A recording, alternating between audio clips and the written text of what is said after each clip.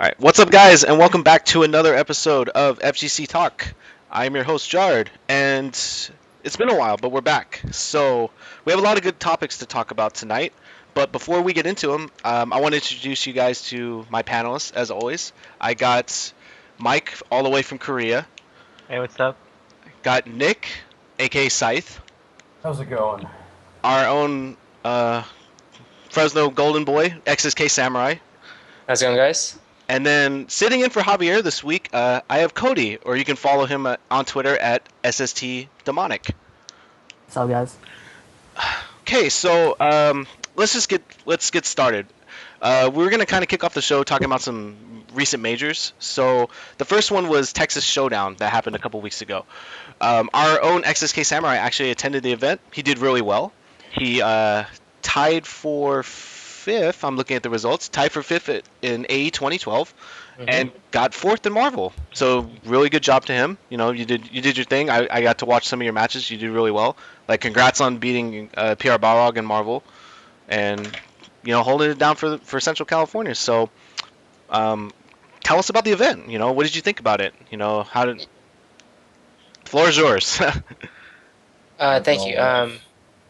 What's it called? Just for the record, that Pierre Rock doesn't play Marvel. Just for the record, we all know that. Yeah, of course. He only plays in tournaments, so beating him. Well, obviously he's a good player, but he doesn't play the game continuously.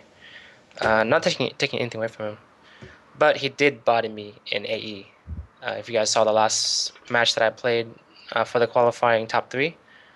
Oh no, top four. I lost to him pretty badly. Yeah, he perfected me with a counter hit, and that's in my soul forever. But I did get to play him at FTTV House recently, and I started to learn the matchup. But back to Texas Showdown, it was a good event. There was a lot of people there. I got to meet a lot of the Texas players. They're really cool. One person that I can give a shout out to is Hamad Akbar, is White Tower Akbar. He actually housed me. We were supposed to do a show with him actually, but we just didn't get a chance to do so because of NCR, because of Texas Showdown. No, scheduling conflicts, yeah. Yeah, and he works at different times. I think it's like a 2-hour difference, right? Yeah, something like that. Yeah. But he's great, dude. He actually is a student from, I think, Latif, if I remember correctly. Latif actually taught him the game. This is only his first year playing the game, and he got fourth, almost beating Pierre Rog. So it's very impressive. Wow. And he never played against Balrog, I'm assuming. But they did play. Him and Eduardo did play a bunch of matches before. I think 2 days before the event, and he said that he was really impressed with Eduardo. So, and of course I am too.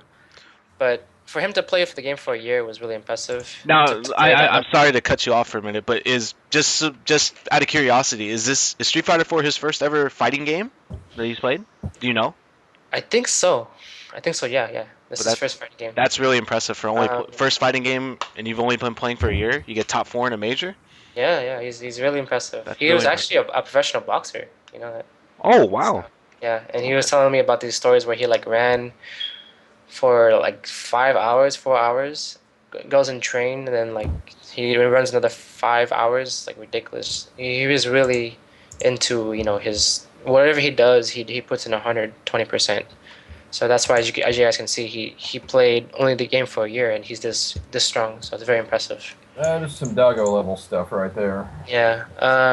But yeah, just going back to the actual events, I think I placed fourth in Marvel. I beat some really good players there, Eduardo being one of them. Buckethead, I actually want to take a note of that. Buckethead is really good, but the fact that his knowledge of the game, well, not the knowledge of the game, but the combo system, he understands how to do combos with his characters is really impressive, but he forgets that he only needs to do the bare minimum to kill a character. So overextending his combos and dropping it, he ends up losing games where he shouldn't lose games. Other than that, he's one of the players that I was really impressed with. For AE, like I said, Hamad was very impressive. I didn't get to play him in tournament, but I did get to play him in casuals. He's very, very impressive. But yeah, that's pretty much it. And then Integra, he beat me. What was it, 2-1? I think 2-1 in winners brackets, and he played really well against Justin and Hamad. So shout outs to him. Shout outs to all of Texas. They're very impressive, and the place was actually really nice. I actually got there when the weather was nice, when everything was just kind of like settling in. I heard it's like really humid and just overall mucky in there. Mm. But the players showed up, and the event was really nice. And I think Panda's from there. I can't remember if Panda's there from there, but he's one of the guys that does Panda X Gaming. Shout outs to them. They're actually doing an event this Sunday. Um, Whenever we release the show, it's going to be this Sunday. But yeah, shout outs to them. Awesome. Let me just kind of do a quick recap of like the top 8 really quick for Street Fighter and Marvel. So like Street Fighter, Justin Wong wins. PR Balrog gets second. K Brad third. It's an all EG top 3. Then like you said, Hamad got fourth with Fei Long. Then you fifth. Tied for fifth with Integra. And then Valle and Nashvan, a Chun-Li player, got tied for seventh. A lot of people might see Nashvan a lot, like on the Xbox Live 24-hour streams and stuff like that. He's a really good Fei Long player, or Fei Long Chun-Li player.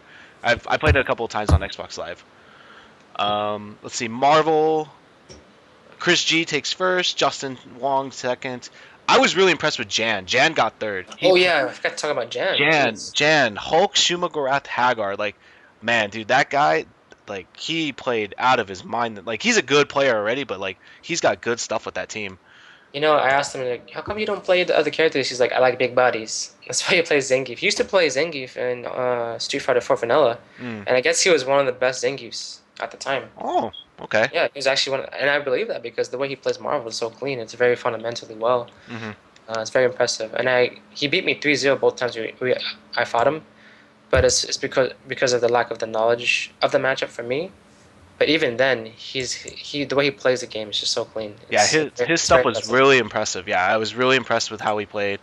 So Jan got third, you took fourth. AJ Tucker took fifth. Then you got tied for fifth with PR Balrog. Then you have Ramasama, who's no stranger to top 8s in Marvel. He's a really solid player. And then the guy you mentioned tied for 7-2 is Buckethead, playing Zero Morgan, Dr. Doom. Yeah. So overall, it was a pretty good tournament for the stream that I did get to catch. The matches. I will say too that I did watch. Like, I mean, this is it's fighting game related, but I did watch the Injustice top 8. I watched the replay. That was probably one of the best Injustice top 8s I've seen in a long time. You know. Oh yeah, I remember you telling me that. Yeah, Shazam. Shazam won a major. Like, everybody thought that Shazam was a low tier character, and then this balance patch came in October and like changed the game completely. Like, Shazam's a scary character. Like, the game is so balanced. It's really fun to watch now. But It's a game that's fun to play, fun to watch. It's incredibly well balanced, and no one wants to goddamn play it. Did he beat Perfect Legend in Grand Finals? Yes, he did. He did. Yeah. The crowd was crazy. Yeah, it was a really good set. That's the thing. I think that this is another topic for another show, another time. But like, Injustice is a great game, but the fact that the balance changes happen all the time and all things like that, I think it just killed a lot of the stuff for the people. Yeah. So, you know, it's whatever. But that was something else I took away from besides the two big games. I did watch that top 8 and I really enjoyed it.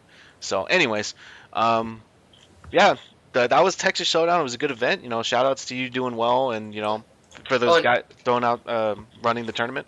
And shout outs to Marvelous Customs for getting me there. I believe Mike has something for us promoting our Marvelous Customs brand. Alright, so we'll take this break to give a shout out to Marvelous Customs, your #1 source for premium custom fight sticks, mods, repairs, wholesale modding, components, and more. So check them out at marvelouscustoms.com. You could pick up Mikey's new shirt. He's got his own custom shirt now, along with all the other custom shirts from the team. So go check them out. Yeah, they were actually at NCR this weekend, or last weekend. So take it away, Jared. Yeah, and I was gonna say before we get into the NCR 2014, if you guys look on the screen, you know, while you're watching this, Mikey's shirt is his Skype avatar, so you guys can actually see his new shirt that's out there. It's a really cool shirt. You know, you guys should go out and support it. Support Marvelous Customs. They're a really good group of guys. So anyways, let's kind of jump into NCR, since that was the latest major that myself, Nick, and XSK Samurai all attended. And JR, don't forget JR. Oh yeah, JR, yeah, my bad. We had we had a couple other Fresno players, but I was speaking more or less since the people on this show. So anyways, NCR, like, I'll kind of run down the results for the two big games first, and then we'll kind of talk about like the tournament experiences, like how we all felt. So anyways, AE 2012, wow, that top 8 was, I watched some of it. Man, it was amazing. PR Balrog took one for the USA, beating Infiltration. That was pretty good. Let me just interrupt you really fast and say that when Eduardo was at the house, he just came I think fresh off the plane, and he just came back from playing in the Pango League, the World League, Mhm. and I believe he got seventh place. Yeah, I think so. Yes. he played against what was it, Daigo Bonchan, Futo, a bunch of the really good players, Infiltration, Xian, very very high class, top of the notch Street Fighter players, and he came and played us, and we couldn't get him off the station. It was the first of three, and he had like 20 win streak, 10 win streak. We just couldn't beat him. And Ryan was like, "Yo, I think." Well, he didn't really think. He just said Eduardo's gonna win NCR. And guess what happened? He won NCR. So it was really impressive to see him do that. That's awesome. So yeah, it was a really good set. If you guys haven't checked it out, I think the replays have been uploaded by Capcom fighters, so you guys should check out that grand finals and stuff. It was a really impressive grand finals. So Infiltration takes second, and then third, fourth, and fifth was all EG. So the top 4 of the top 5 places were all EG. Third place was Justin Wong. Fourth was Ricky Ortiz. Fifth was the newest member of EG, K. Brad. Tied for fifth also with him was JC Ace, who had a pretty good solid weekend. They were a good showing. And then tied for seventh was Snake Eyes and Level Up's Alex Valle had a good showing. And just for kicks, tied for ninth, for the Stream Monsters. Mike Ross tied for ninth. He had his hype match, this couple hype matches this weekend. We can kind of talk about that later. But okay, so for Marvel, Justin Wong wins NCR, which was really impressive over Cloud 805. Who is no slouch. Cloud 805 is a really solid player. He's really, really solid. He's alright. He's really, really good. Filipino Champ takes third. Clockwork took fourth. Clockwork had some amazing sets this weekend. He played out of his mind. Don't ever go sleeping on Clockwork. For the love of God, just don't do it. Yeah. You will get stridered. Let's see. Tied for fifth was PR Balrog, which isn't, like you said, Mikey, earlier, he doesn't really practice the game. He just plays in tournament. It's still really impressive that he gets top 8s in majors and stuff. Yep. Like, it's really impressive. So he tied for fifth with MMG's Apology Man, who's a crowd favorite.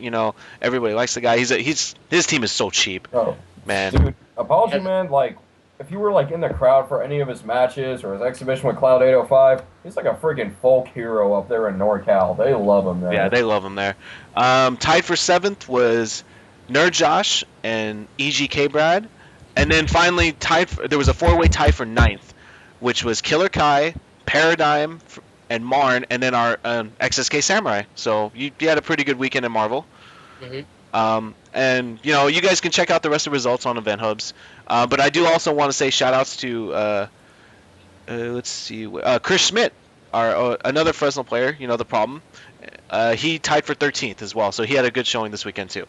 So okay, so now that we kind of know the results, let's kind of just talk about the event itself. Like, what did you guys think of the event? Like, I personally thought the venue was great.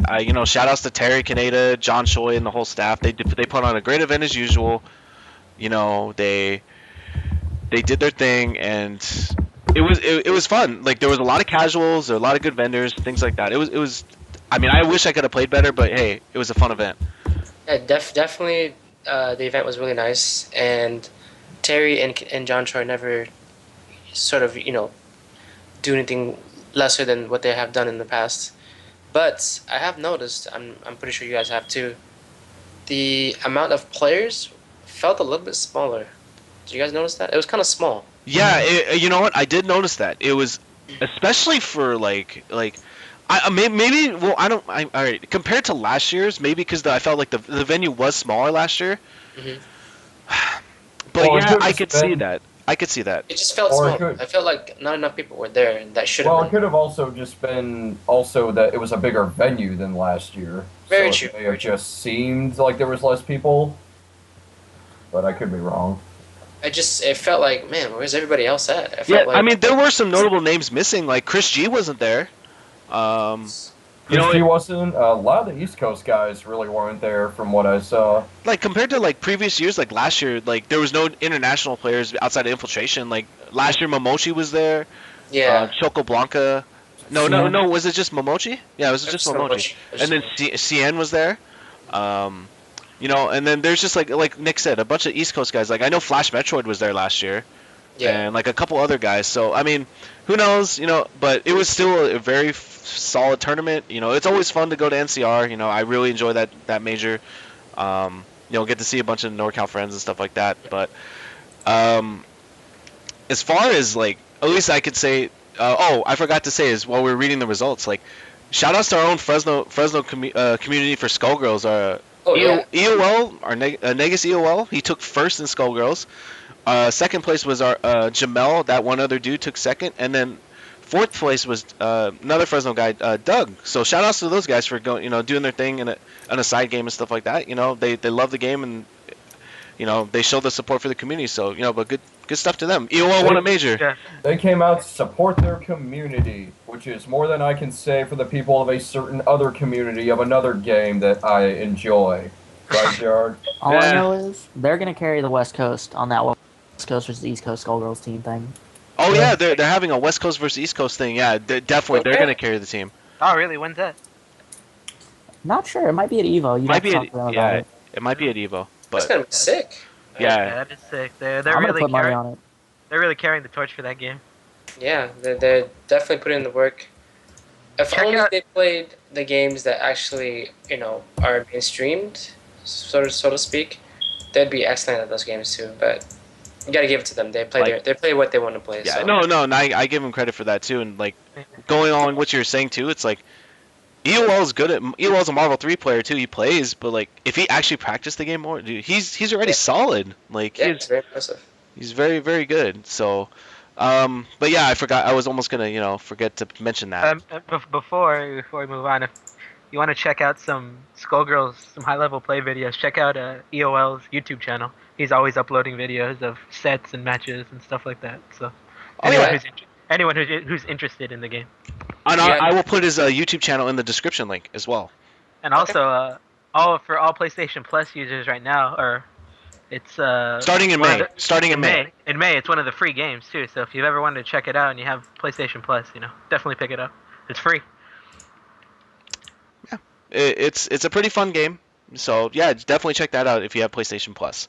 So I guess the next part of NCR I kind of wanted to go into was most less like experiences like especially like Nick and myself. Like, I mean, obviously I didn't play very good, but I had a lot of fun and I learned a lot of things. Like Nick, how did you take this weekend? Like because I know that you started playing Street Fighter again and you want to start playing it more and more. So like, how did you take this weekend's experience?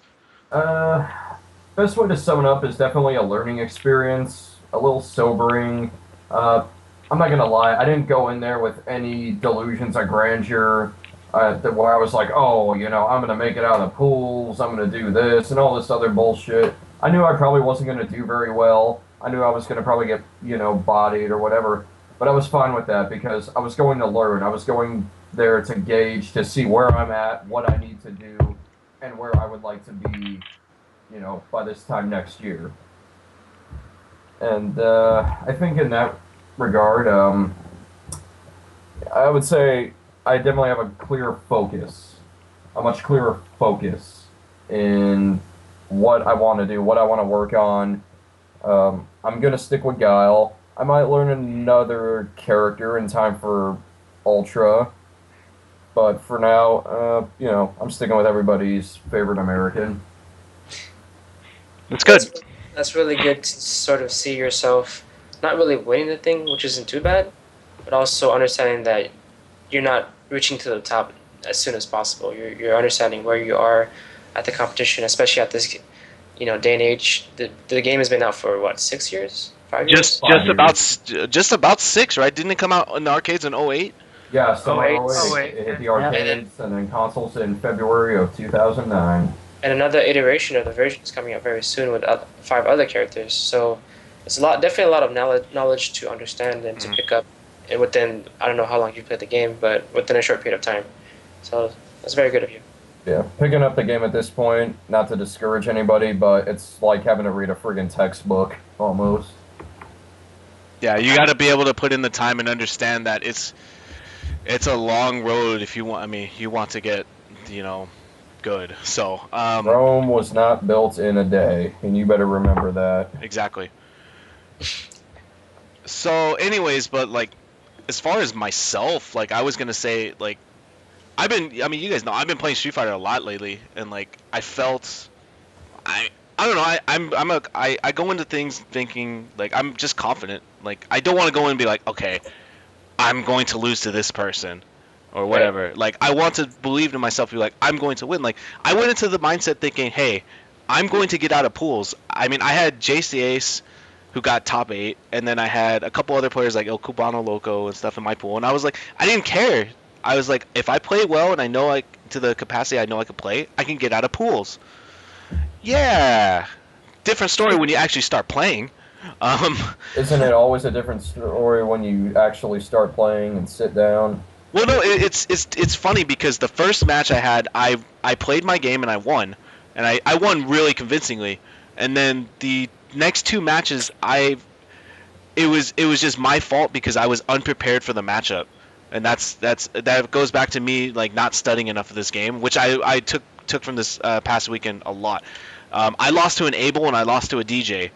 Abel, I should know the matchup because I've played against a couple of local guys that play Abel, so I should learn that stuff. And like, I got really lazy. I was more concerned because I've been playing Cody for about maybe 5 months, maybe 6 months, and I was more concerned about knowing when the right buttons to press, combos, pressure, frame traps, setup, stuff like that, rather than like slowly like after I learned that stuff, let's learn in-depth matchup knowledge and stuff like that. And that's something I really took away from this weekend is like that I really need to work on because while I may know some of the stuff that Abel is capable of, like as far as like if I play Rose, like Cody, I'm just like I don't know what to do, so that's my fault. And then DJ was another matchup I didn't understand, so I ended up playing Rose that matchup, and I still lost to a good DJ. So I took away from that weekend that I need to start studying more on matchups, and and also learned too not to get really like discouraged or anything like that because I was really frustrated after I lost that Abel, and I felt like that kind of affected my play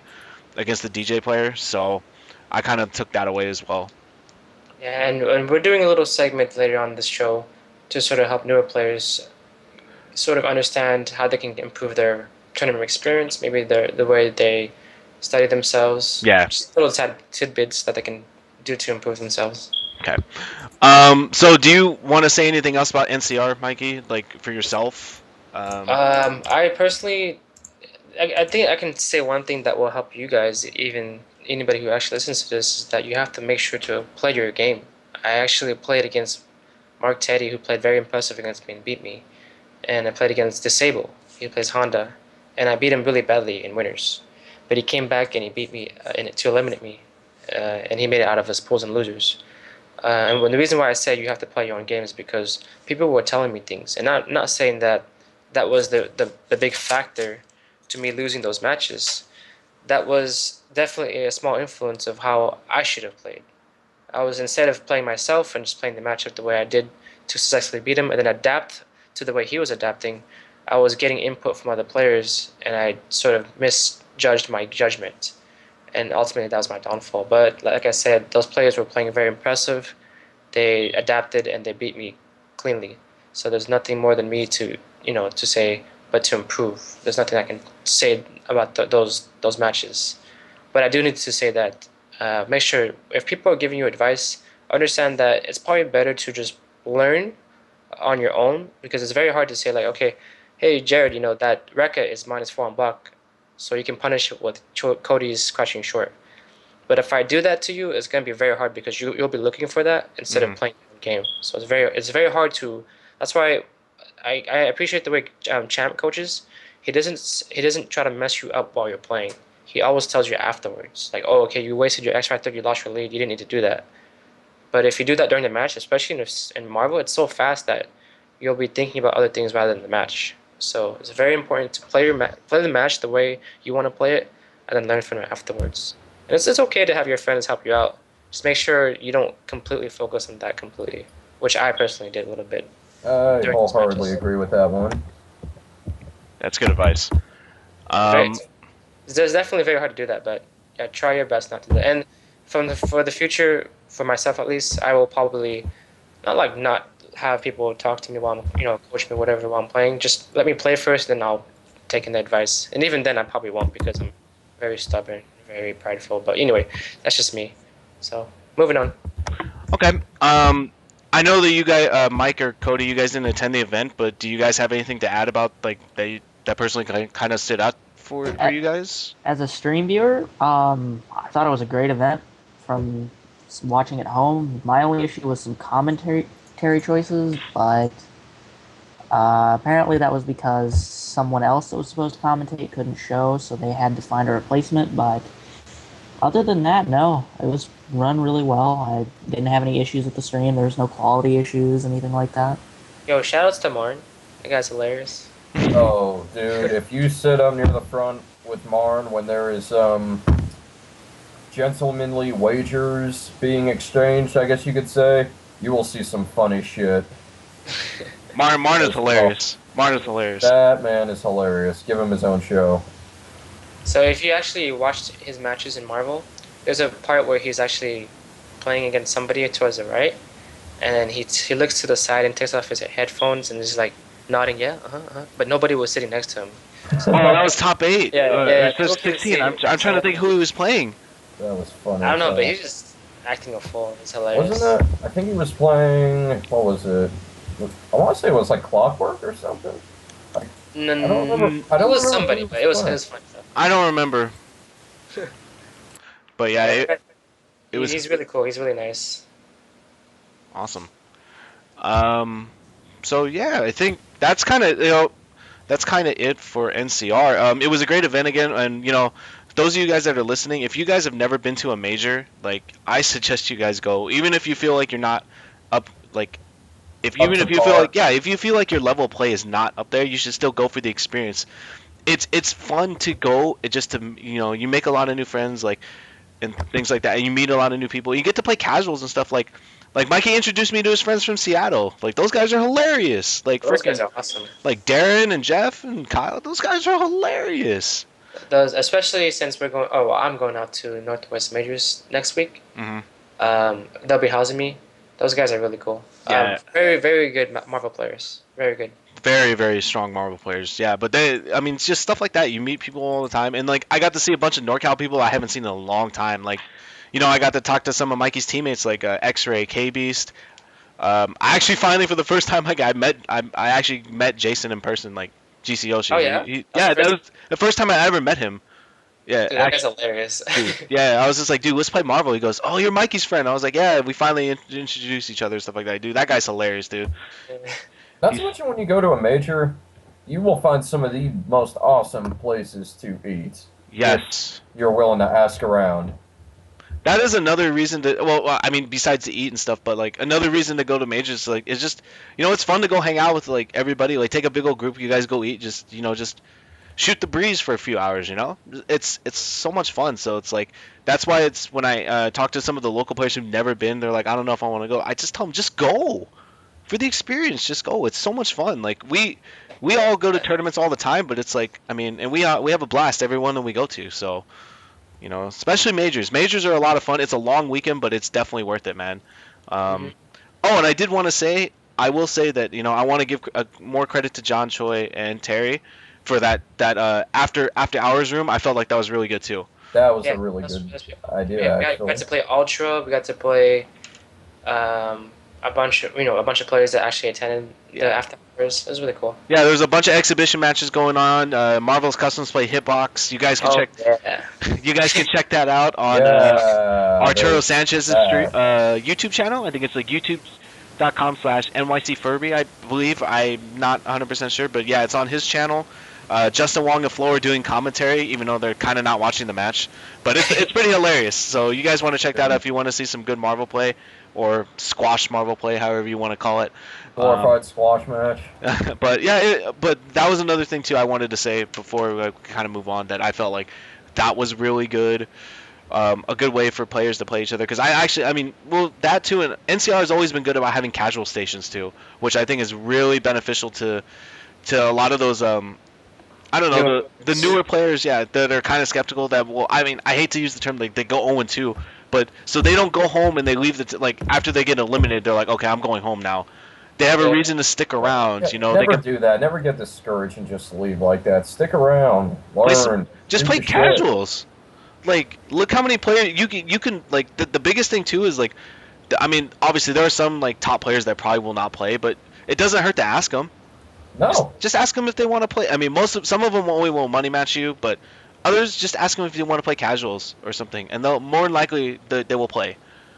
Like Mikey was playing Snake Eyes, and I got to play him too. Snake Eyes is the perfect example, dude. That guy just likes to play. Yeah, that guy's really cool. Yeah, he was really cool. So yeah, that's how I think that's kind of it for NCR. Kind of hit everything on the head. I'm actually looking forward to NCR next year. It's gonna be really fun.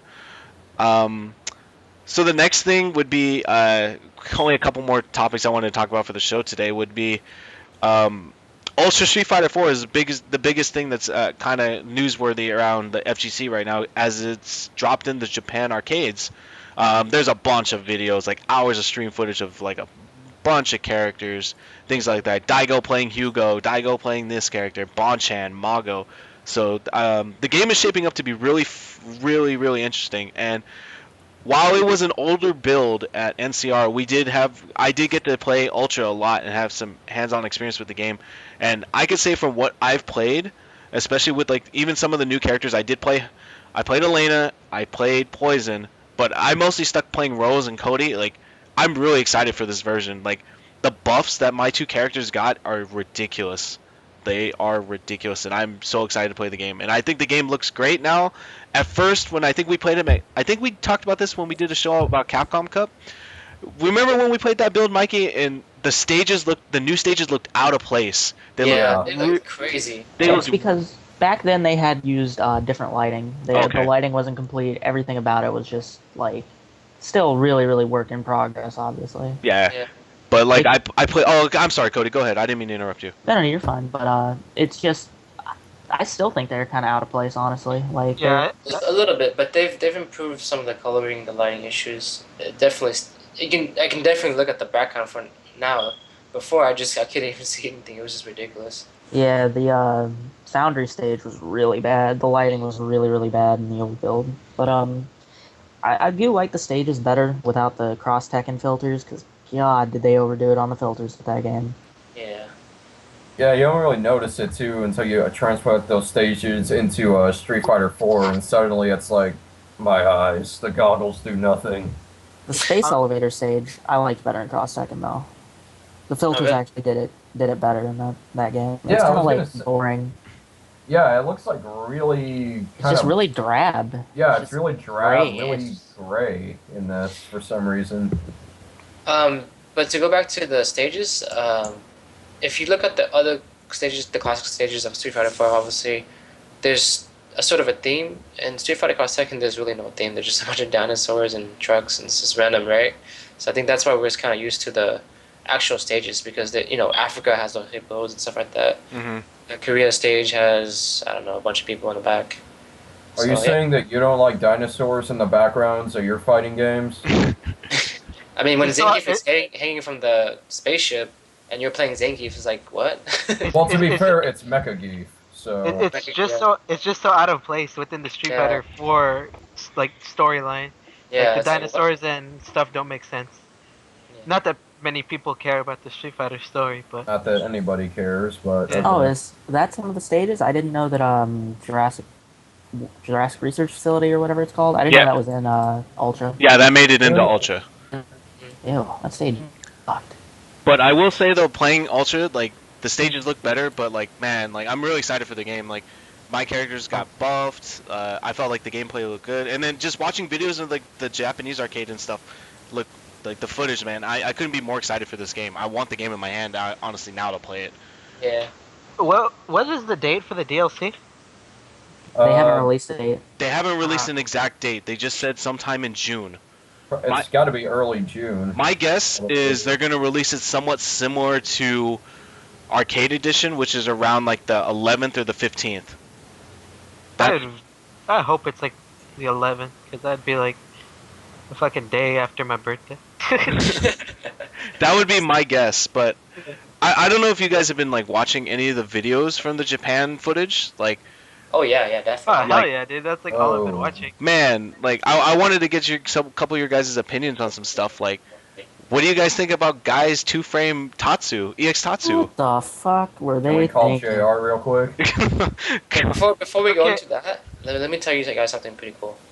Shiro was playing Makoto versus Tokido Tsukuma, and Tokido went for an air EX fireball, and guess what happened? He got red focused in the face. Oh That red god. focus is gonna be In the ridiculous. face. It's gonna be ridiculous. That red focus. Red Focus is so good. Yeah. Like that, when it first was announced, I was like, it's cool, whatever. But then now that I see how people are using it and Yeah. stuff, like it's really changed the way people play the game. It's a game changer. Fei Long versus Ryu, EX Fireball could be irrelevant in certain spots, like towards the end. That's how scary it is. But yeah, go back to I forgot what we were talking about. No, like you guys have watched like the footage and stuff. Like, so what do you guys think of like the first couple things that people were talking about is like Guy's two-frame EX Tatsu. And That's then, The game seems buggy right now.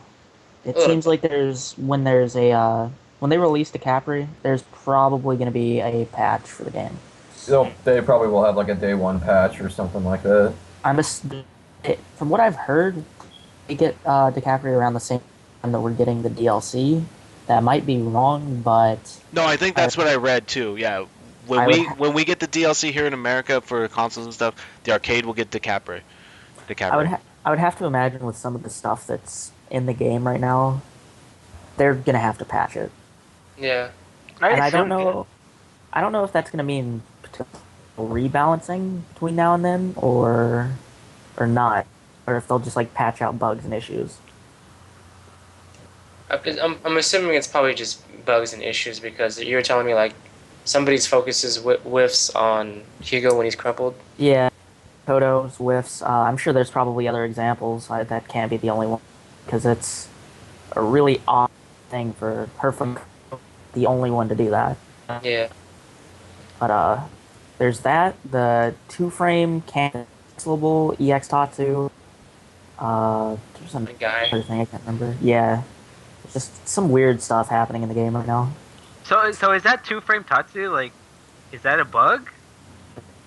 I'm sure that wasn't intended. Really? I guess like Cody was saying, you're considered grounded still, so you can cancel it until you Yeah, move. they didn't adjust the airborne frames when they changed the frame data, so for whatever reason you're considered grounded during the startup, so you can cancel out of it. Or you're considered grounded during the first couple of active frames. I don't know how long it is. I don't have the game, but it's just a really odd glitch. And some people are having some issues. I've heard from Japan that if they try to do a regular focus or something happens, during the initial game, they get red focus sometimes in accident. So that might be something that they want to address as well. And Yeah. it burns the meter? It Or it burns just- 2 meters, yeah. It burns 2 Oh, meters. okay. I thought just like red focus just randomly came out. Yeah. So it burns 3 meters. And I'm assuming they might touch the button in accident, but I don't know. That sounds kind of bad. If you're wasting 3 meters, that sucks. Big time. It Only would two- suck to inadvertently waste 3 meters off of something you didn't even mean to do. Yeah. Well, that would only happen if they do an FADC into red focus. Oh, they're but- trying to just focus regularly, and then it just comes out. Yeah, but that costs 2 meters, not 3. Thankfully, if it was 3 meters, yeah, that'd be a little bit ridiculous. But I wonder what's causing that. There's some just odd things happening in the game right now. I don't know if it necessarily has something to do with them switching arcade platforms from the Taito Type X2 to Nessica, but maybe. I mean, Oh, they switched platforms? yeah. Oh, really? I didn't even notice that. And What's the that means difference? it's not coming out here. What's the difference? It's just a different platform? It's just a different arcade platform. The only thing that I know is Nessica is not. We cannot have it in America due to, I believe, some sort of an online component to it. Oh, wow. Really? Yeah. I'd have to look What did up. they have before? What was it before? It was Taito Type X2, I believe. Oh, so Tano Station? Yeah. Yeah, it was. It was based on the Taito Type X. Oh, wow, okay. I didn't know that. It's pretty cool. Interesting. Wow. Okay. You learn something new every day. I just got learned. Yeah. Well, I mean, I've been watching a lot of videos and I've been reading about like what a lot of the Japanese players and like a couple other like international players that have played it said. Um, like GamerBee said that like, and a couple other Japanese players have been saying that the few characters that stand out right now that appear to be top tier or near the top 5 are like Sagat, Jury, and Rose, are 3 names that I hear a lot. Guile. And Yeah. and Guile, excuse me. GamerBee was saying Guile's up there too now. I think just because the change of the system mechanics and like it just helps the defensive characters so much. Plus all the buffs those characters got, like. And then the nerfs that other characters got, it all forms together. Like just like delayed wake up itself helps them out so much. Mm-hmm. Like from looking at the videos like that I've seen, like it really makes a difference in the matchups. What it's kind of looking like, defensive play might be making a comeback in Ultra. But I've heard that from Tokido, from another person, that Akuma and Kami are still very good. Because they can, like Rufus, for example, he can still just react to the delayed wake up. Or he can just change, he can just dive kick again. So dive kick, delayed wake up, then dive kick again. So yeah, it doesn't really mean anything to them sometimes. Okay, well that's interesting. Man, I was gonna ask you guys too. Like, is there a character that you guys are, based off of what you've been seeing in videos or hearing, is there a character you guys are kind of worried about in this game? Like, as far as like, you're gonna find annoying, or Jury. I already find Jury hella annoying, and now she's going to be even more goddamn annoying come this game. Yeah, Jury. From what I saw too, from people playing at NCR, I think Rolento might end up being that character that everybody is going to bitch and complain about for the first month or two. Because he's got some really wacky stuff that he can do. I actually heard that Infiltration was sitting down on the Ultra setup for like 6 hours just beating everybody with Rolento. Yeah, he was. I saw him bopping people with Rolento in the after hours suite. Yeah, so we'll see.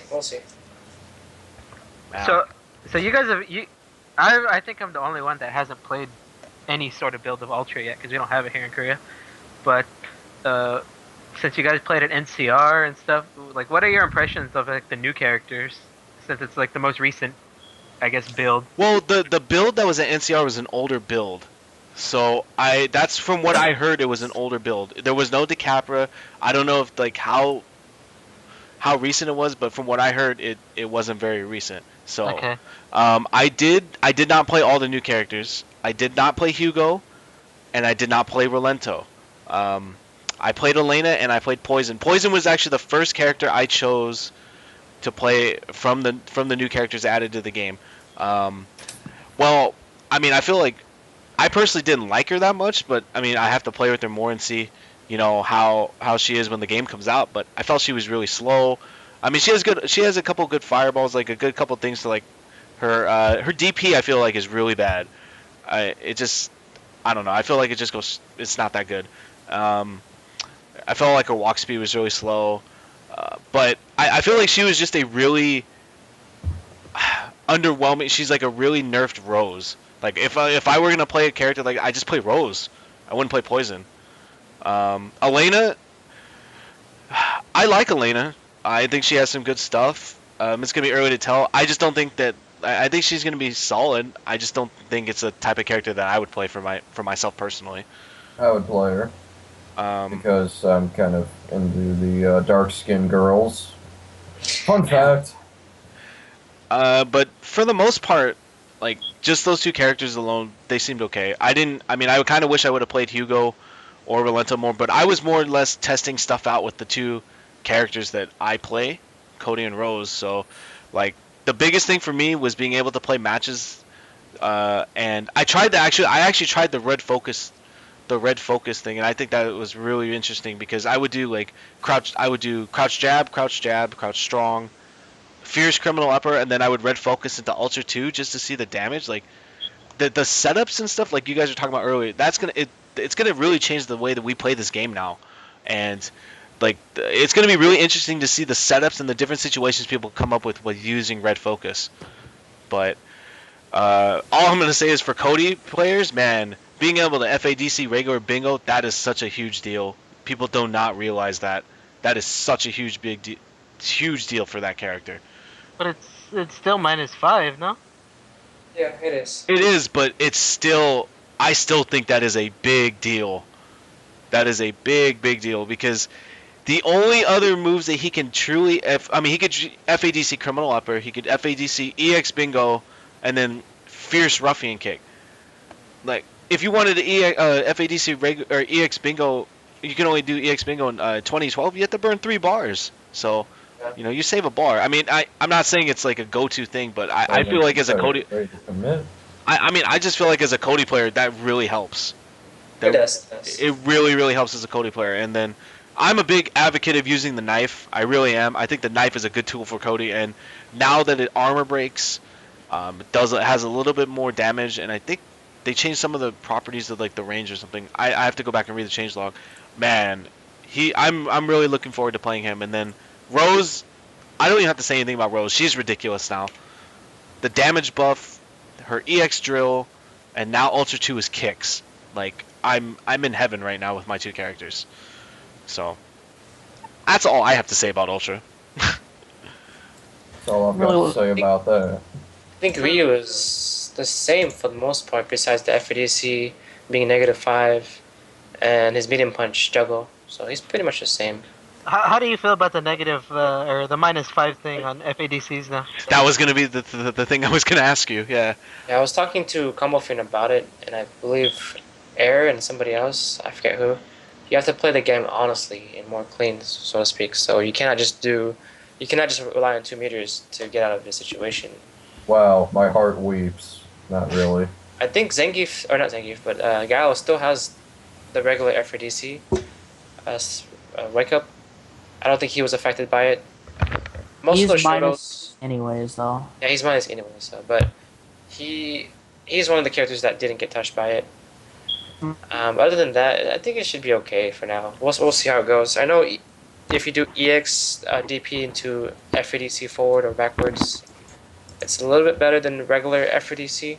So maybe using 3 meters is ideal rather than 2 for now. So we'll see.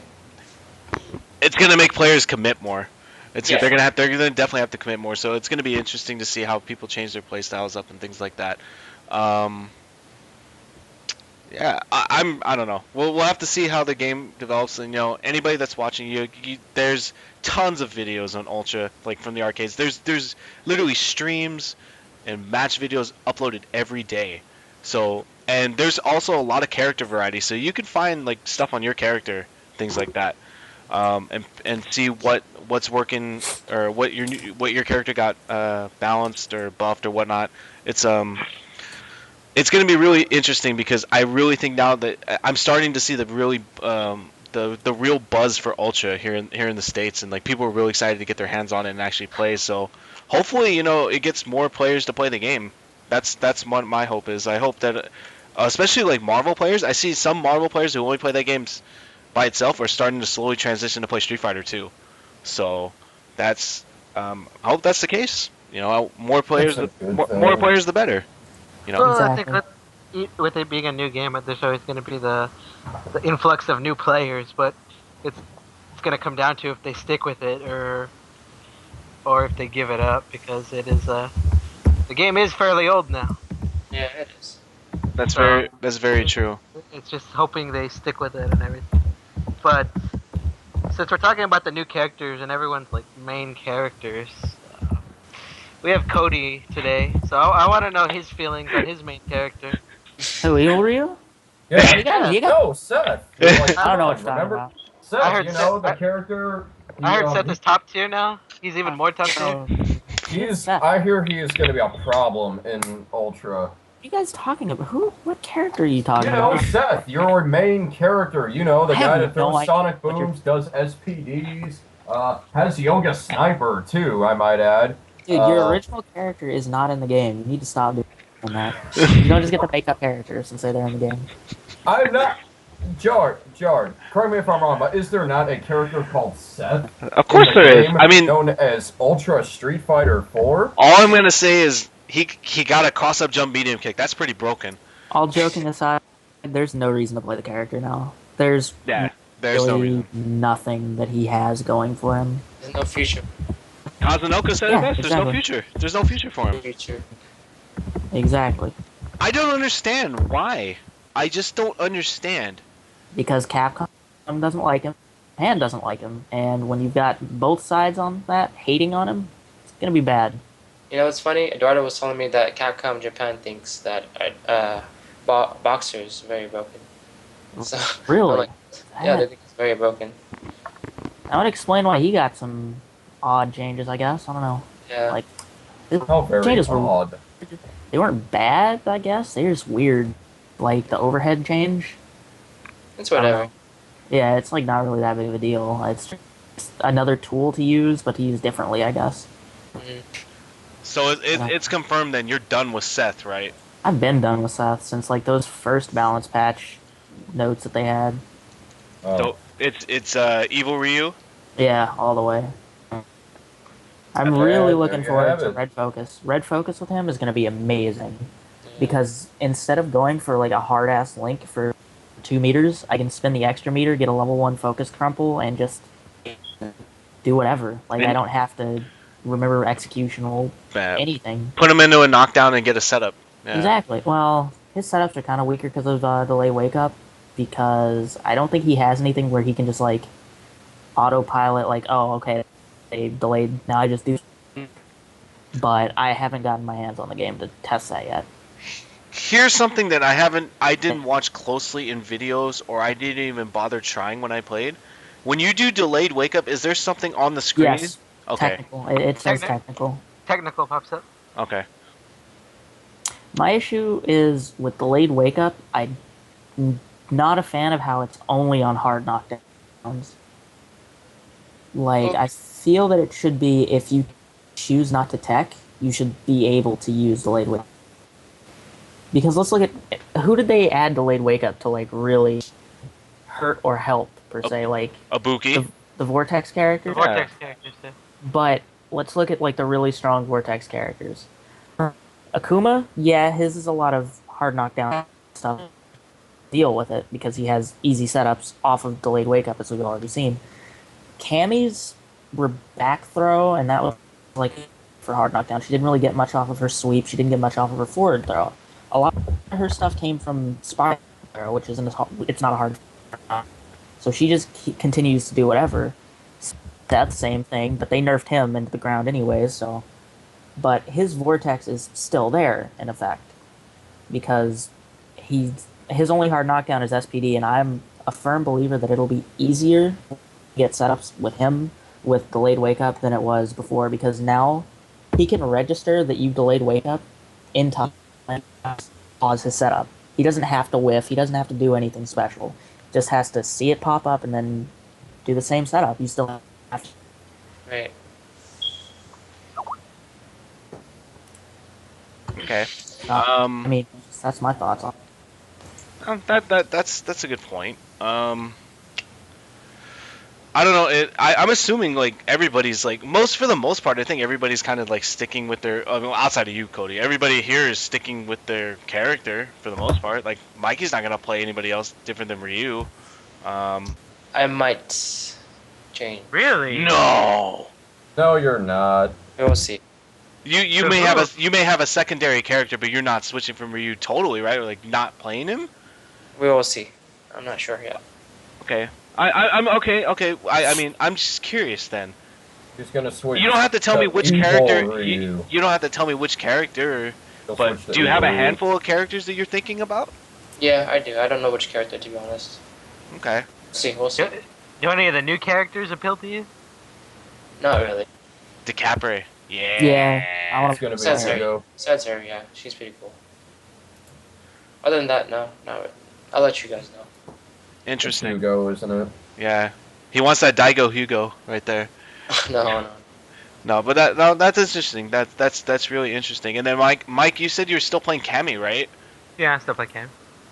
She's like from this. I haven't seen too many videos of her.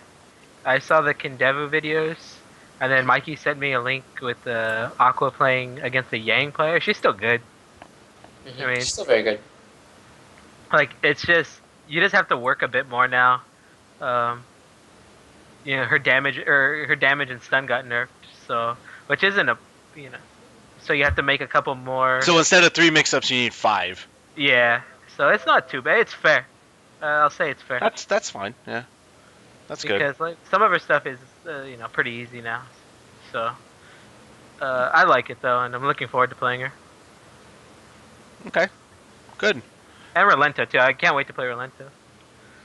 It just looks like a really fun character. Plus that Ultra 2. That Ultra 2 is the best Ultra in the game. Like it just looks so badass. I will agree to that. I will agree. I think it that blows up fireballs too, I might add. It's really fast. Like looking at the videos, like that thing punishes a lot. Yeah, it's retardedly fast. So, but I'm looking forward to him. So, but other than that, those are I won't mess with Elena or Poison or Hugo or any of that stuff. not even Decapra. I'll play with her, but like the fact that she's charged, like I don't know, it's kind of like I'll try it out, but I think she's gonna be really good.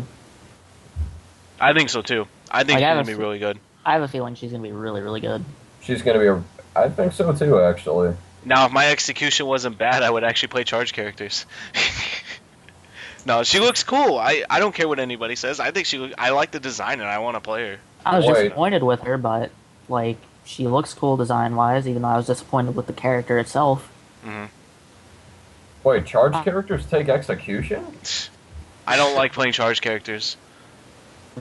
When it's a charge character based around being rushdown, kinda, Yeah. because you have to know how to charge while maintaining your positioning, Charge partitioning too. which it no. does not exist in Street Fighter. there's no 4. charge partitioning for here.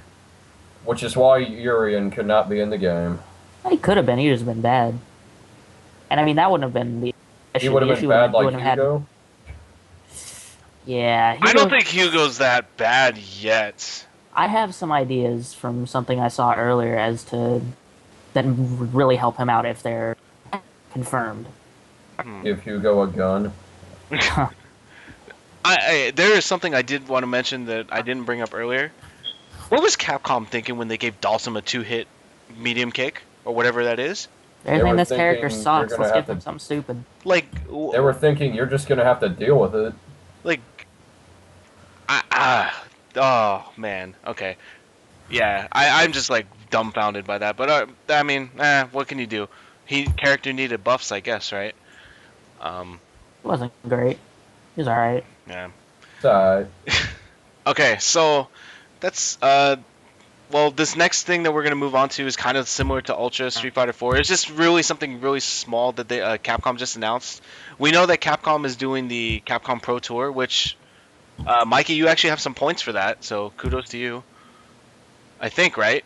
Yeah, I do. Okay. But Capcom is going to put in a $10,000 bonus for Evo this year. I don't know what else to say to that besides I applaud Capcom. Like, what do you guys think? That's great, right? It's a good move. Of course, yeah, of It's- course. Steps in the right direction. Yeah, It's an it's even it's better good for- show of support from them. It's good for the players. It'll obviously bring more competitors and more hype to the actual event. But I remember reading Miranda's posts about saying, what if we put that towards the production? What if we put that more towards, I don't know, the event itself? So it's kind of interesting to see her point and sort of say, hey, instead of throwing money to the players, why not throw money to the event, to the community? So, for example. That's actually a good. You know. Actually, let's take a few minutes to think about that for a minute. That's actually a pretty good. Good way to think about that. What if we took that $10,000, like and put that out toward the event and making the production value or whatever bigger to appeal to more commercialized sponsors or whatnot. Right, and she actually made a pretty good, interesting point that when she went to the League of Legends, I don't know, grand finals, whatever, she got free things. The production value was very amazing. The way they took care of the players is really impressive, and the spectators as well. Their format for monetization of their game is a lot different, though. You're They right. have ways to make money off of the game other than selling it and arcades. Which is Like, another they make- point. So, Okay. I mean, yeah, I'm sorry. Don't mean to talk over you. No good. But, I mean, I would like to see it go towards the production, but if we're gonna go down that route, they might as well just give the rights to MLG. Honestly, All I'm I don't saying know why is, they haven't imagine passed. Evo with strobe lighting effects. Well, let's look back. What did you guys think of like the ESGN production for like those events that they did? It was okay. I mean, it was nice and all, but the actual there was no audience. The players were only there to be playing against each other. It felt Uh, really it just felt, disjointed. yeah, it just felt it wasn't there. It was okay, but I didn't watch it all. yeah. So like, have you been to like a major like esports event that had like that high quality production and stuff? I've been to ESGN. It was massive. They had a bunch of games there. They had a bunch of streams. They took care of the players. It's pretty interesting to see. But that was a while ago. Um, Now I'm pretty sure it's a lot bigger. Esports organizations have sort of taken the time to say, hey, we need to do a better job, so to speak. So I'm pretty sure they stepped it up. But I So don't do know. you- We'll see it. Go ahead. Okay, well, like I'm thinking like of how would you if you were to improve everything like production wise, what do you think would be the main focus on? Um, Because well, it's easier to say like just production, but like where would you fix this? well, let's go back to the $10,000 overall, Okay. really quickly. Um, like I said, having the $10,000 pop bonus is good. Obviously, it shows that Capcom is showing support to the community, and it also shows the competitiveness. Let's see who will make that extra effort to put in to the game to see how they fare in the tournament. And of course, Daigo is a good example. He did a lot of research. He did a lot of things to win in the recent Topanga World League. So I'm pretty sure there's a lot of players that will do the same for Evo because of the money. But to put the money towards something else, it's hard to say because I'm not as knowledgeable in that field. But I would go on a limb and say, what if we did things for the players that come to the actual event? Like, we give out Evo gives out shirts. Yeah. What if we can do more than that? Goodie bag, adding kid robots, little prize when you come. Just something, to take care of the spectators as well, not just the players. Mhm. So, yeah. Because I Well- think, well, and in terms of like the production of Evo, I guess I think it's like I think they've over the years it's gotten really really good in terms Yeah, of like yeah. It gets better every year, as, honestly. as like as someone who goes and as someone who just watches on stream. Um, so like I've been, you got to give them props for constantly stepping it up, and I think they are trying to improve it every year. Yeah, yeah. And I'm not sure exactly how this is going, but I think Jabeli is trying to get Coke as a sponsor for CEO. Mhm. I think it might be happening. I can't remember if it will or not. That's a pretty big ass thing if it Yeah. comes to fruition. He got Microsoft last year. Was Yeah, it? Was yeah, it he last did. year? It was last year or the year before that, but yeah, he definitely has been putting in some work to get those really big corporate sponsors. Yeah. Speaking of Jabali, shout outs to those CVS2 rules for CEO allowing all. Just that top 8 is going to be nothing but boss characters if that's it. Those are some real ass boss characters in that game. Yeah. No Seths there. Like, we're talking broken shit. Truly broken shit. But yeah, Uh, the $10,000 bring some hype to the actual event. Yeah, hopefully it brings out more players. It will, That, it will. that normally wouldn't come to like tournaments. But like going back to like that $10,000 on the production, I think personally, some people probably disagree with me, that I think one of the most important things, especially for the FGC, is especially after NCR, because I heard a lot of complaints, is that how would you go about making commentary better?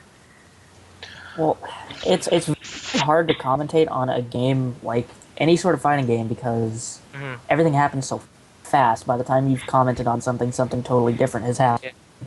So it's a very difficult thing to do, but the best way to improve it is just knowledge. Like Yeah. have people that are truly knowledgeable about the game be commentating. All I know is Seth Killian's one of my favorite commentators. Oh Dude, yeah, He's my great. favorite.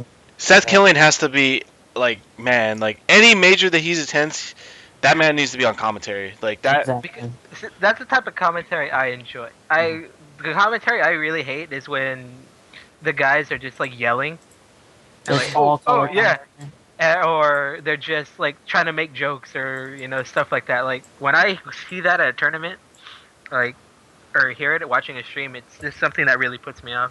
And like, but when I'm watching Seth Killian, James Chan, Ultra David, and stuff like that, like it really adds towards the match and stuff. And I think there needs to be a better focus on getting stuff like that on streams. Actually, I'm glad you brought that up because the person for the Dota 2 international commentator, I forgot his name, but he is very impressive. He goes play by play, analyzes the match, and he's very, the way he speaks is very impressive. The way Bruno? he comments. No, not Bruno. It's not Draskell either. I don't think so. He's kind of a heavyset guy with beard. Um, Oh, he's LD, amazing. I think. I don't know, but he's amazing. When I was watching it, because for me personally, as a player, I've played Dota 2 for many years, and I can still see the little small adjustments that they've done, that players do at a top level, and for him to see that and analyze it in those 10 seconds of skirmishes is very impressive. So players like Seth Killian, or not players, but commentators like Seth Killian and James Chan and Ultra David, they do that too, but it's definitely a lot harder because there's a lot of mind games, a lot of There's a lot of stuff going on. yeah, like you can say, oh, he baited that demon, but there are tons of other options that they could have done that they cannot really speak of because that's just what happened. So yeah, it's definitely a different thing, but yeah, it's very impressive to see the level of commentary improving over the years. I Yeah. feel Oh, go ahead, Cody. I'm sorry. I feel a good way to improve the commentary would be instead of doing it real time, like obviously have the real time commentary, but after the match, break down key segments of the match to explain what's like going on, so you can get a better idea of what the mind games are. Because you can pause it, you can explain certain aspects of what's happening. Yeah, Well, I mean, to me, it's like the commentary, like you guys hit the nail on the head there. It's like I think it's really important, especially for an event like Evo, to have the informative commentary, like James Chan, Ultra David, Seth Killian. But I'm also like I'm not saying that like it's. I also think too you want to have someone else who is a who he probably will have knowledge of the game. Like mostly everybody that commentates at a major or something has, for the most part, has knowledge of the game. I'm gonna go out of limb here and say that Seth Killian is the Daigo of commentating because the stuff that he says is just nobody says it. That's true. No, and I would agree with you. He is my favorite commentator, but like I will go out and say like for Marvel at Evo last year, like let's take this for example of commentary. Yipes, who's a fan favorite, everybody likes the guy. Yipes and Magus commentated. I felt like their commentary was really really well done. Yipes, he knows he has a lot of knowledge of the game. He's a player, he's been around, he knows a lot of stuff. But he also brings that sense of excitement and things. Magus is also there to be kind of like in that James Chen role where he does a lot of explanation. He knows a lot of knowledge of the game. He hangs around with Filipino champ and stuff all the time. So he had a lot of knowledge. He explains it to the people that are watching and things like that, which I think that's a pretty good combination for a game like Marvel. Yeah. Going back, Marvel's such high action. There's all this stuff going on. You have a guy like Yipes who brings the excitement, fan favorite. People like to hear him talk. And then you have Magus who's I believe is a really good commentator. He provides that insight, that information that people are like, I don't know what's going on. Well, that's how commentary should be. Yeah, that's what I'm saying. A color commentator and a play-by-play guy. That's what I was saying. Like I honestly feel like that was a perfect combination. Like, and I think that I mean Street Fighter is kind of like you could do the same, but it's I don't know. It's that's the kind of commentary I like to see. It's like you have a color commentator and then you have the information guy. But for the most part, when you have two colors, it's just it's really hard. Yeah, it doesn't work. But like for Evo this year, if I had a choice of who was commentating, and this has had nothing to do with anybody that commentates there, for Street Fighter, give me Killian and James Shen. Those two They for are top pretty eight dynamic. at Evo for Street Fighter. Give me those two. Yeah. Give me those two. And for Marvel, have Yipes on commentary at all times. Give me unless Yipes is playing in top 8, give me Yipes and give me somebody else informative. Maybe Magus was good. Heck, give me Ultra David even. Give me somebody that can provide that insight, that has a good knowledge of the game, that would work out. And I think that's really going to help, because having that good commentary and things really makes a huge difference to people who are like, because look, Yeah. Evo had over 100,000 viewers on finals day. So there's a lot of people that don't know anything about fighting games, but they always watch Evo every year. just Exactly. For the fun of it. Exactly. So having that informative commentary really helps, because if you have guys that are explaining the mechanics and understand like what the game is about, and they're explaining all this stuff, they may be those guys that are just watching Evo for the heck of it. They may end up going to buy the game the next day, and may end up joining tournaments because of that commentary, that informative stuff. So, I guess now would be the best time to start my Bring Back Adam Sessler campaign. stop Yeah. it. Just stop it. Just stop it. Okay, so he's got star power activated. All right. Anyways, let's move on to the last part of the show. This is just gonna be something very, very quick that I kind of wanted to just go over. Before we do that, can we Oh. give a shout to another sponsor, Mr. Mike G? All right, so it's break time again. So we're gonna give a shout out to our sponsors, Marvelous Customs at marvelouscustoms.com, your #1 source for premium custom fight sticks, mods, repairs, wholesale modding components, and more. Check them out, marvelouscustoms.com. Also giving a shout out to 5150 Energy Drink, sponsor of Mikey, XSK Samurai, one of his newest sponsors. They offer the best tasting energy drinks around in many different flavors: extreme, original, sugar-free, and energized berry. If you don't believe them, try one today and live the madness. 5150energydrink.com. When you said berry, what was it? Berry what? Energized berry. You sound like you're saying gummy bears or like something kidding. And not only that, now, boys, what if I told you that there was a dating site where the women hunt you? I'm, of course, talking about one of America's fastest growing dating sites, CougarLife.com. Because, let's face it, boys, sometimes nothing quite beats being with an older, more experienced lady that knows what she wants. And if you use promo code SITE, you will get the first 2 weeks absolutely free. Not really. I'm gonna laugh if someone used that code. You should do the slap chop next time, because you sound like that dude. Slap chop. They're gonna love his nuts. You're gonna love my nuts. All right. Anyway, so the last portion of the show it was gonna be something really just basic and quick. With Ultra, the main focus has been like majors that we talked about earlier in the show, but the main focus of the second half of the show has been Ultra Street Fighter 4, because it's the newest release of Street Fighter. Everybody's hype about it. Because I got some questions from some local players. They're like, oh, I want to start getting into Street Fighter because Ultra's coming out. If you guys were to give me 3 things to tell new players who want to start playing Ultra, who want to play Street Fighter, ready for Ultra, what 3 things would you tell them to start doing? Learn when to push buttons. I guess I can start with that. The #1 thing would be, for me, would be to use training mode. And it's very hard because people don't really know how to use training mode at all. It could be from practicing your combos or practicing how to beat a certain normal. There's a lot of things that training mode can do for you that people don't do. And Daigo is a very good example of a person who does anything and everything he can with the game. Since the game has already been out, like I said, for 5 or 6 years, and most of the things have been figured out, he will still find new things. So, and especially for a new player, you're going to find a lot of things in AE, at least, if you're very new to the game. #2 would be probably just learn to do tournament combos. You can do low forward fireball or jump in heavy kick into a sweep. But once you learn to do those punishes to put yourself in the situations, you will see, okay, I can do more damage there. And then you'll start maximizing your combos. And then finally, you should watch yourself play. I think I've said this before in the past broadcasts. But watching yourself play, you can obviously be the observer and the player because you're like, okay, I was thinking about this, and then okay, why did I do that? Or I could have done this better, and you start to analyze yourself and implement the improvements and see your weaknesses a lot faster than you would if you just to continue to play, mindlessly, so to speak. So those are my 3 tips. And I wanted to add on to just what you were saying about using training mode earlier.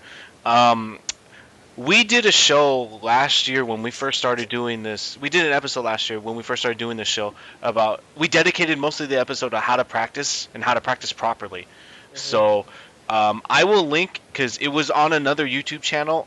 I will link that video, and I will also be uploading all of season 1 onto this new channel that we're on, so people can check that out. And if you guys are newer players to Street Fighter, I definitely recommend that you guys watch that. It is a longer episode, but we go strictly in depth on what we feel like is a proper way to approach training mode and what tidbits you should be looking out for, especially, and this will be very vital to new players. So you guys definitely want to check that out. I will post a link to that episode in the description, and then also if you guys subscribe to the channel, I will be uploading all of season 1 onto the channel as well.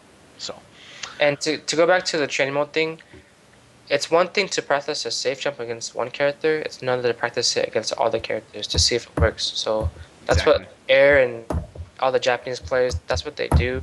They practice something with all the characters, not just 1 or 2. So, and that takes a lot of time, because there's how many characters are in the damn game? I think there's gonna be 44 now. Yeah. So, and if you know how to do that certain safe jump, or you know that it doesn't work on a certain character, that's your advantage in a tournament setting. I think that's like that is something to look forward to once you start learning the basic, after you get the basic stuff down. But yeah, no, that's a really good point. You want to make sure that all your stuff works on every character, or and then I could go into in depth like what I'm gonna do later on. Maybe I'll talk about this later on in an episode. Like after this weekend at NCR, I'm actually in the process of making a Google Doc about Cody with all my setups. If it works on certain characters, matchup guides. Like, I'm basically making an infiltration app. Mm-hmm. And I'm gonna have the document on my phone at all times. So if like in a tournament, I'm like, okay, I'm fighting an Abel. Okay, so this is what I can or can't do against Abel. This is what I should work out on. What setups work on this character? Blah blah blah. So you're making a Cody app.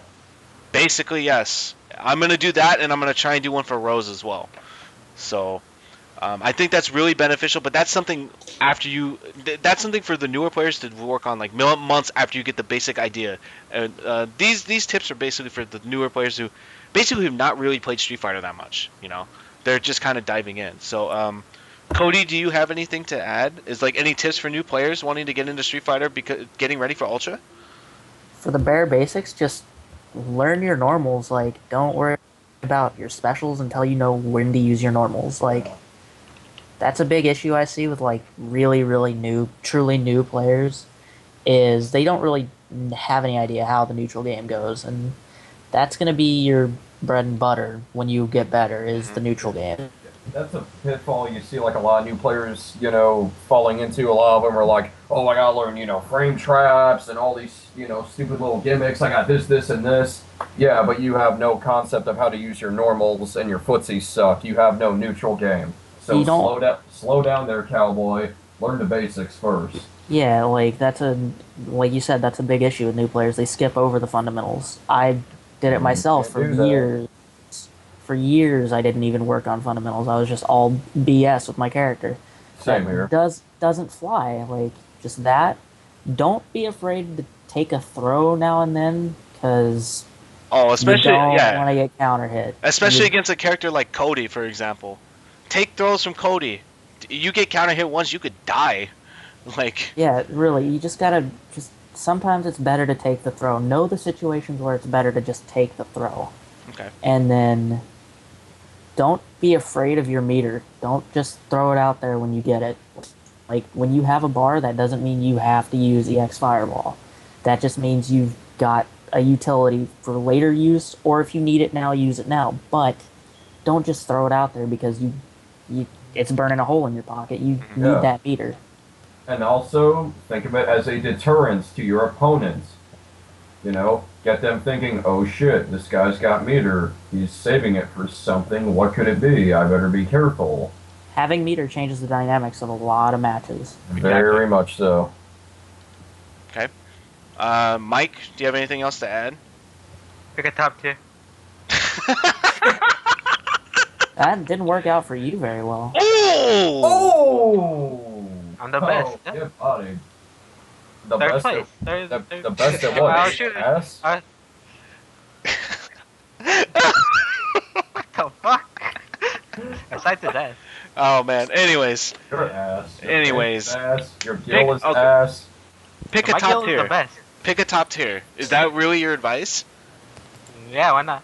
Well, it could work, but I feel like also in Street Fighter 4, a lot of the characters are viable, so you could try picking out the character you want to play first.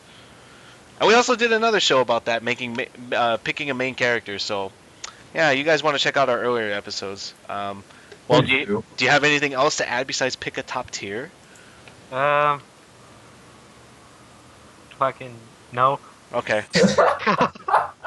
Okay, Scythe, go ahead. If not, then I have a few things to say before we wrap this up. Just, you know, go in the training mode, try as many characters as possible, and stick with whatever clicks with you. Or, you know, pick a character that really fits your style. You know, do you like to rush people down? Pick a rush down character. Do you like to zone, play more defensive? Then play a character that caters to that sort of play style. You know, don't just play a character because these people say this character is top tier or whatever. Yeah, the character might be top tier, but you could be completely miserable playing them and not really being into it. And if your heart's not into it, then, you know, why the hell are you even playing? You know, go with who you truly like to use, kids. Don't give in the peer pressure. Alright, I'll throw in one more. Just, if you're starting out the game, just have fun and don't get discouraged.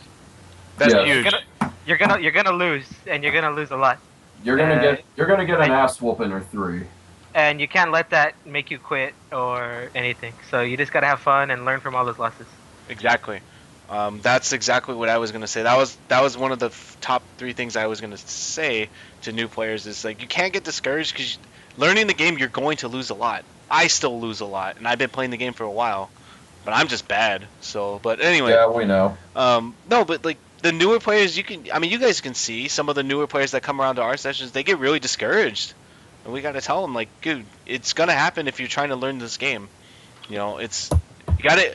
I told Nick at NCR, you got to assume now at this day and age with how long this game has been out, you got to assume every tournament you go to, everybody knows how to play the game. Well, I think in any sort of competition, you can't underestimate. Yeah, anyone. you got to assume that everybody knows how to play the game and they can play it at a high level. You never underestimate anybody. You just I don't know about that, honestly. That's kind of a bad outlook because you Really? don't want to overestimate a player. I'm And okay. respect them too much and let them start getting away with shit. That's a very good point. That's a very good point. You don't want to overestimate, but you also my biggest thing is you never want to go into a match thinking that you just want to always respect and assume that this guy is a good player. You know, you always want to just make sure that you don't underestimate somebody because stuff happens. But outside of like not being don't get discouraged and you are going to take losses, so just keep playing. Another thing too is if you already have a character down, like let's say you pick Ryu, watch videos. Watching videos helps a lot. Watch video, like you want to learn Ryu, like watch XSK Samurai play. Watch Or don't. watch Daigo. Well, I was going to say Daigo too. But no, I'm just saying you watch because every player has a different play style in a sense. So watch a bunch of different videos of different players and just kind of pick up on things. Like for example, when I started playing Cody, I watched Momochi, and then I watched another Japanese player, Sasaki, play, and then I watched a couple other videos. Like I watched Kelvin's brother, Brian, play, and But it's also important to remember though that you can watch the videos, but by watching those videos and you can try to imitate it, but it might not work out for you because you can never copy their thought processes. You oh can't exactly, copy- yeah. You can copy the way somebody plays, but you cannot replicate the way somebody thinks. So if you see something and like it's not working out for you, but you're like, how come Daigo can do it? You know, you stop and like try to analyze why it's working for him. What has he done to make that certain whatever technique work for him? Exactly. Don't just see something and be like, "Oh, that works." No, you have to go deeper. Analyze exactly why and when and how it works. But that's like, yeah, that's definitely a good point. It's very That's difficult. It's very difficult. Very, Yeah, very, very hard. Yeah. for newer players, it's very difficult. Oh, I don't was get me wrong. I didn't say that shit was easy. I basically, when I say like watched videos, it's for the newer players just to get an idea of what the character can do and things like that. You know, just so they can like. I told a couple other people, like, you know, I told a Cody player, watch videos, dude. That's like just so you can pick up on little things. Like, you may not want to do the same stuff like you were saying, but just to pick up on small stuff that you're like, okay, you know, this is what I found out from watching Momochi play. But anyways, yeah, that I kind of wanted to just throw a couple tips out there because there are going to be a lot of new Ultra players when that game drops. So, you know, for the newer players who are thinking about jumping into Street Fighter, this is just some small stuff that you want to look out for. It's small stuff with a big impact. Yes. So basically, that's it. That's our show for the day. If unless, you know, Mikey, you guys have anything else to add, you know, Nope. I'm going to Seattle next week, so Good luck. tune in to Yeah. Northwest Majors next week. Break Yeah. a Or leg. don't. Or don't. I got other shit to do. But yeah, you know, you do good. You do good, champ. Yeah, break a leg, man. yep. Thank you. Like actually break a leg. Oh, Don't come back. Dang. This will be. I mean, this will be saved for another episode where we do story time. But Oh, I got anyways, stories from NCR. oh well, that will be for another episode. Anyways, I honestly think that in the future we should just devote an entire episode to just telling stories. duly noted. Okay, so anyways, thank you guys, you know, for tuning into the show. We try and do this at least weekly or at least bi-weekly. You know, whenever our schedules fit in, it's kind of hard with everybody, you know, got real life stuff going on, but we do our best. So you guys can follow us on Twitter, as you guys see those names scrolling across, at XSK Samurai and blah, blah, blah. You guys can follow us on Fresno Gaming on Twitter, Fresno Gaming on Facebook, the YouTube channel, Twitch channel, Fresno Gaming Live. We stream at least once a week for our daily or weekly Danger Room sessions, and whenever times I decide to stream. I've been really, really busy, but yeah, that's about it. Thank you guys for tuning in. Thank you guys to all, like Mikey, Nick, Cody, you know, Mike. Thank you guys, you know, for being on the show again. You know, it's always a pleasure. Yeah. And hopefully, you know, good luck in Northwest Majors, Mikey, and we'll probably be back in about 2 weeks with a new episode, so look out for that, guys. So please subscribe to our channel. You know, like the video, share it, comment. You know, if you guys like to see something that on the show that you want us to talk about for next time, please let us know. You can hit us up on Twitter, you know, Facebook. Comment on the video. Yeah, anything you want to see. We will be starting to do the show. We used to do the show live too on Twitch. We are actually going. I'm in the process to try and get our schedule back onto that and doing more live shows where we could take questions from the audience too. So be on the lookout for that. So until next time, take it easy, guys. see you guys. Yeah. Later. Stay free.